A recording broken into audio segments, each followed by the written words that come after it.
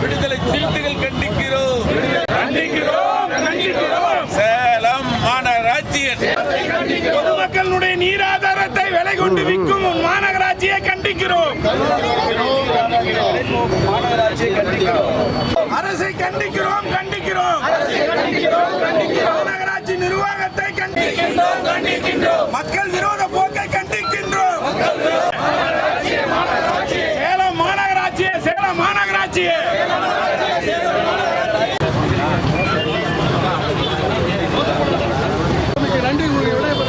நன்றி, வணக்கம்.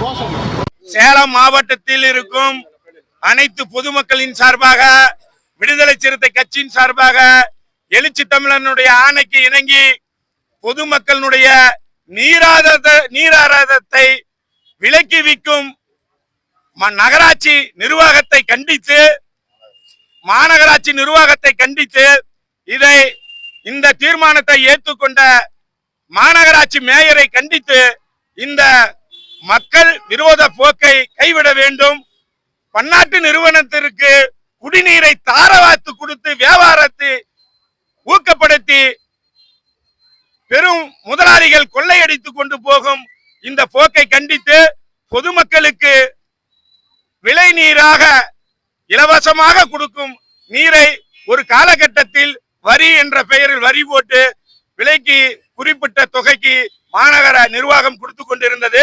இது தனியார் மயமாக்கப்பட்டது என்றால் ஒரு லிட்டர் வருங்காலத்தில் கோடை காலங்களில் ஏற்கனவே கர்நாடகாவில் தண்ணியை கையேந்தி கொண்டிருக்கிறோம்.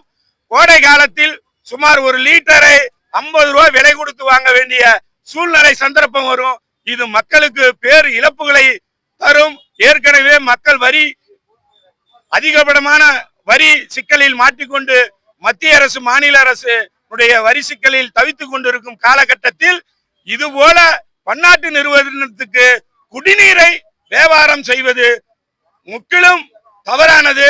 இதை தடுத்து நிறுத்தவே விடுதலை சிறுத்தை கட்சி மக்களில் ஒருவராக எழுச்சி தமிழரின் ஆணைக்கு இணங்கி இந்த ஆர்ப்பாட்டத்தை நடத்தி கொண்டிருக்கிறோம். கண்டிப்பாக இந்த திட்டத்தை கைவிட வேண்டும் என்று தமிழக முதலமைச்சர் அவர்களுக்கு எங்களுடைய வேண்டுகோளை விடுதலை சிறுத்தை கட்சியின் சார்பாக அறிவிக்கிறோம். இந்த நீர் ஆதாரத்தை வென்றெடுத்து மக்களிடம் கொடுக்கும் வரை தனியார் நிறுவனத்தை சேலம் மாவட்டத்தில் எந்த ஒரு காலகட்டத்துக்கும் இதை இயங்க விடமாட்டோம். விடுதலை சிறுத்தைகள் கட்சி பலகட்டமான போராட்டத்தை தொடங்கும். இது முதல் கட்ட போராட்டமாக கருதுகிறோம்.